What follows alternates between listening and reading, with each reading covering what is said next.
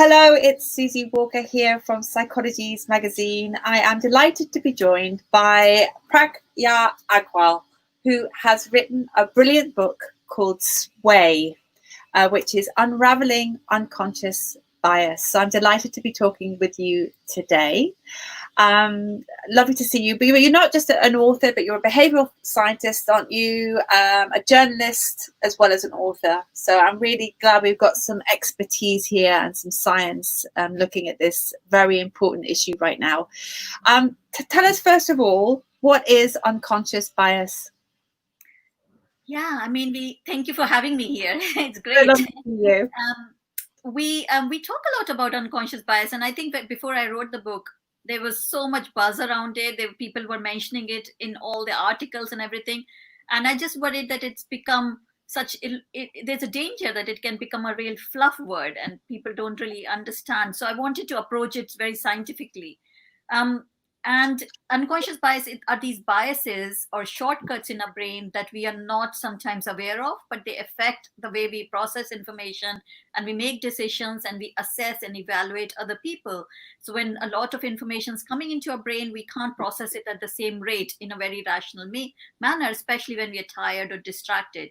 So we fall back on these kind of shortcuts or these templates that are in our brain.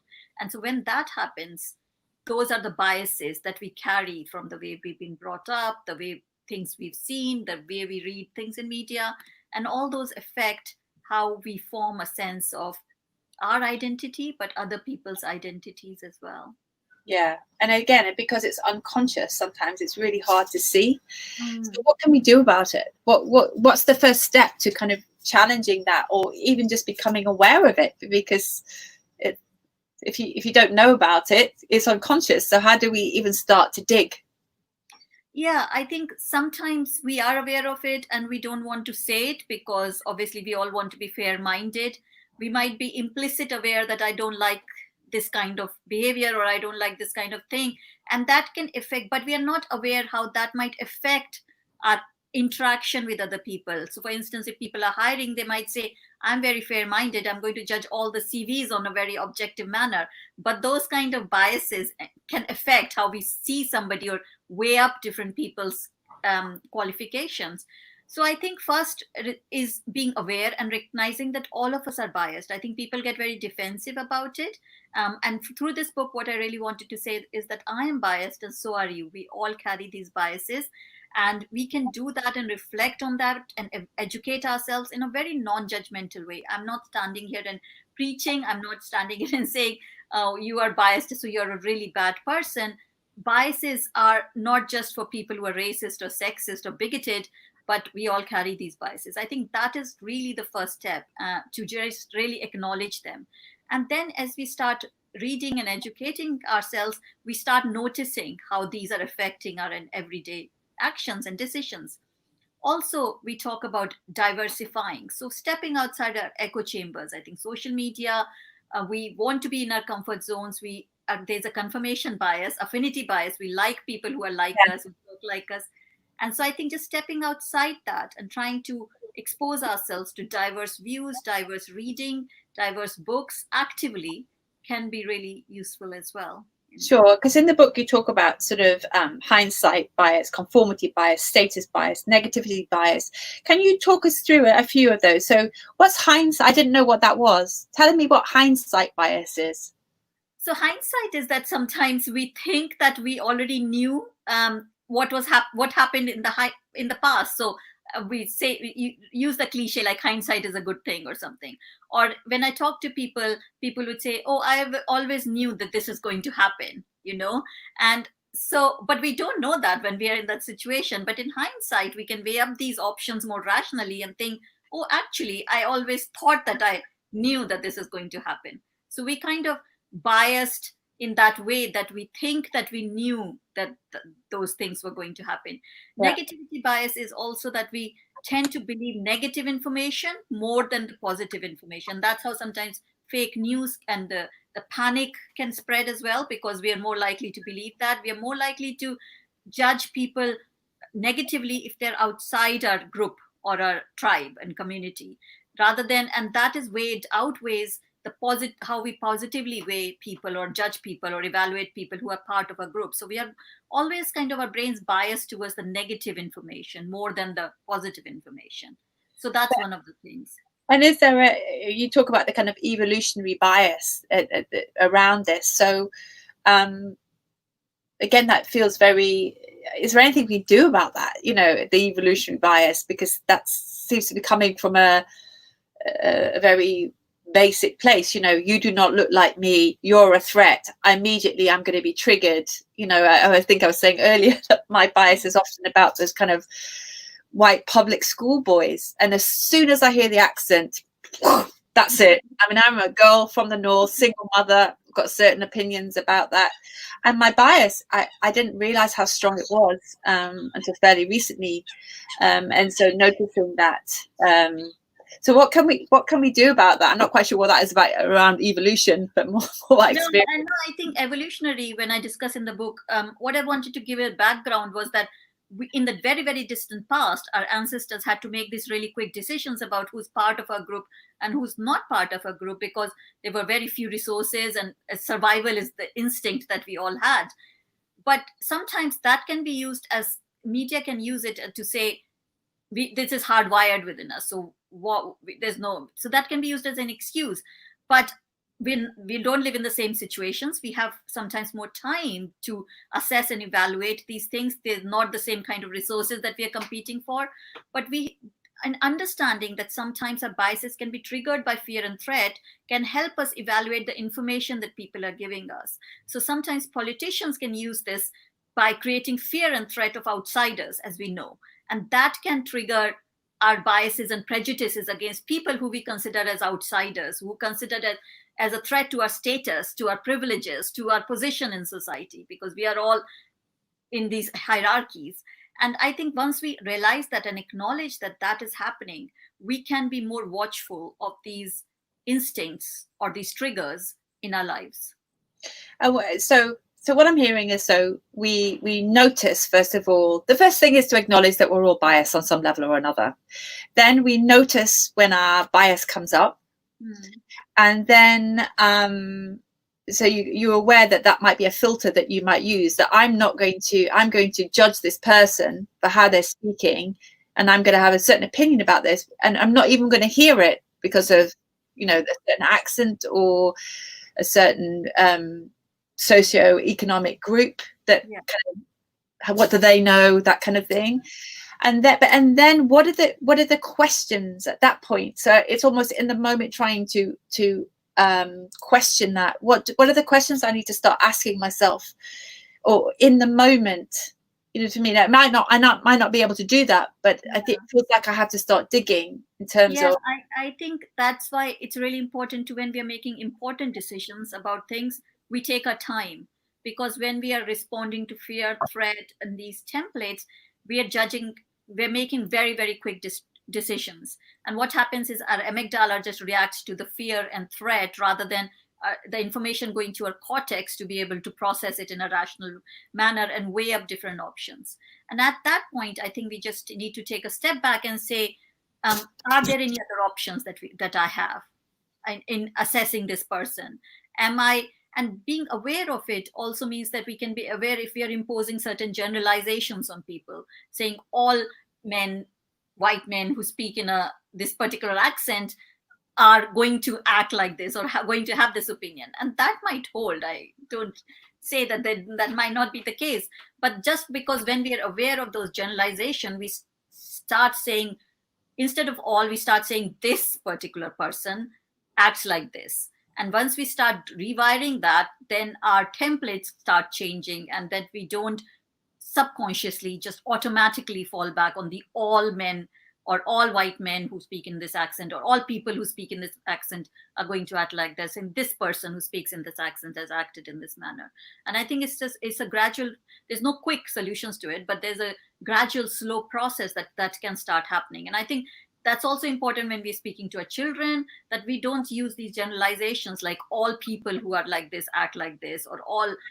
And just using these generalizations can really impact them, like in terms of all boys love football or all girls love dolls. And I think instead of that, when we're saying this person is acting like this, that can start changing things. Yeah, I mean, I didn't think about it like that as well. Also, from a gender point of view, I mean, of course, bias is quite across, isn't it? But when, as you say, when we're bringing up our children, you know, but again, it goes back, unraveling it goes back to noticing your own biases. You know, I mean, I remember saying to my son at one point, you know, it's a northern phrase, but don't be a big girl's blouse. I mean, and as I said it, I was like, wow, where did that come from? And it's like, okay, so and it's not nice, is it, to acknowledge your own biases? But until we do, then we kind of got nowhere to go. If we're constantly defensive, is there any tips you've got about that piece of it, about not being defensive? Because, as you say, this acknowledgement of we're all biased in some way. Yeah, I think once we start acknowledging that, we also start focusing on the outcome. So sometimes people say, I didn't mean to be it like that. But that doesn't matter, because our intentionality is important and we can change that. But if we start focusing on the outcome that it has, the action that it results in, I think that can shift our mindset. Because saying, okay, I'm not sexist, or I don't think men are superior than women, but are the words or the language or the actions we're doing, is that resulting in that thing? I think once we start focusing on the outcome, that changes the configuration, and we start focusing less on ourselves and then being defensive about it, and rather thinking, actually this is happening, so I might need to change how I spoke about it, or I might need to change how I think. And it is an uncomfortable process. Nobody wants to believe that we carry any biases. We all think we are really fair-minded. And I think once we acknowledge that, yes, we all might have it, we start really taking steps to do that in a kind of a non-judgmental way. Yeah. I mean, obviously with the latest challenges at the moment about Black Lives Matters, to be able to, I've had so many conversations about it, but it's this kind of, no one wants to, there's a lot of defensiveness, you know what I mean? And I think, but the part is like, just take a deep breath and look, and once you can acknowledge it quietly, then, as you say, the outcome, we want a different outcome, we want a different world. And okay, but I mean, again, I talk about with psychologies, it's often the inner work starts with one person, with yourself. And then we can create, I mean, that's my belief, but then we start changing society. That's what it feels. Yeah. Absolutely, yes. In terms of what are the benefits of having, for example, in business, having a more diverse board, you know what I mean? Having women, people of color, what you say, what do we want, but what are the benefits of having a more diverse community, businesses, all of that? What's the payoff for it? Yeah, I mean, first of all, it's more representative of the society we live in. But then we need to think about, when we have just one kind of people, we're living in these silos, in these kind of echo chambers where the same views are being echoed back at us. We are not thinking about actually assessing that this thing might have an impact when it goes out. And we see so much with brands and businesses, they get the messaging wrong, they get their branding wrong, because they haven't considered how this might impact on people of different color, different ethnicities, or different accents, or different gender, or whatever.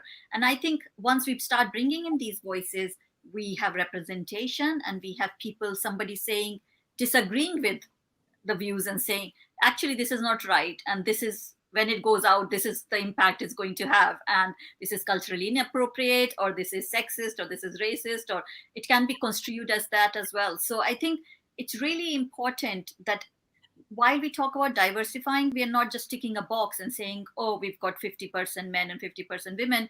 We have to make sure those people have the same opportunities, they feel included in the workplace, that they also feel like they have a voice, that they can say things that they don't agree with.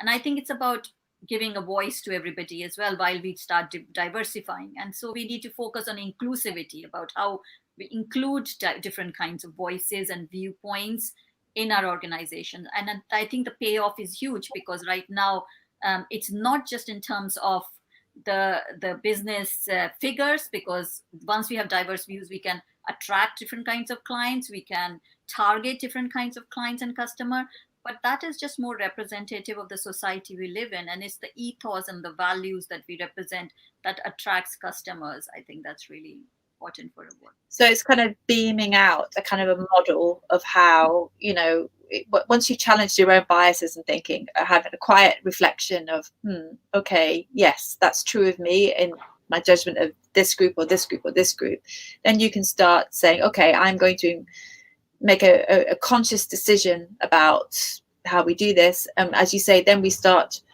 not having silos and echo chambers, but then we start weaving together a kind of a society that reflects the values of all of us rather than one particular group. Yeah. Okay. And I think we need to be very active about it. And I think businesses and organizations and workplaces, it's not just enough to say we are inclusive or we are diverse. We have to be very active now, because unless we are actively countering some of the biases, the change is not going to happen. That's what Sure. So and how do we act? What advice would you use? I know we've run out of time, but just before you go, what is the kind of, in terms of if people want ideas about how they can do that, to be active and to do something differently, what sort of things do you see your readers doing, your clients doing? What do you see? How do they do that in a practical, real way? I think, as you said, weaving it is in the ethos and the policies of the workplace, so that it's coming from top down, that everybody is addressing it. And it doesn't seem like only the people who are in the minority are creating these equality committees and they are educating everybody. It actually, everybody is being an ally as well. I think that's really important, to be an ally, to be actively advocating for people who are in the minority and educating ourselves on the history and the legacy of oppression and why it is like that. And then we start questioning our privileges. I think that's a very uncomfortable position to be in, and say, what privileges do I carry that the other person doesn't have? And I always say, unconscious bias training, I give lots of talks and things, but nobody can cure you of unconscious biases. Through these talks, we can reflect and we can acknowledge, and then we can take concrete steps, but we can minimize these biases and we can minimize the impact of our biases. But nobody, and if somebody says that, that's just false. Nobody can cure anybody of unconscious biases. And I think we need to understand the outcome we want to have as well. I keep on saying that it shouldn't be a box ticking exercise, which a lot of workplaces sometimes do. And I think we really need to sit down and think about why we are doing it and what outcome we want to have out of this as well. Yeah, it's based on a values-based decision. Well, I think one of the first things that we can do is buy your book, Sway, Unravelling Unconscious Bias. I think is a really great place to start. We're built on science. And thank you very much for writing it, and thank you very much for being with us today. I really appreciate it, Pragya. Thank you so much for having me, Susie. Yeah, lots of love, and I'll speak to you soon. Bye-bye. Bye-bye.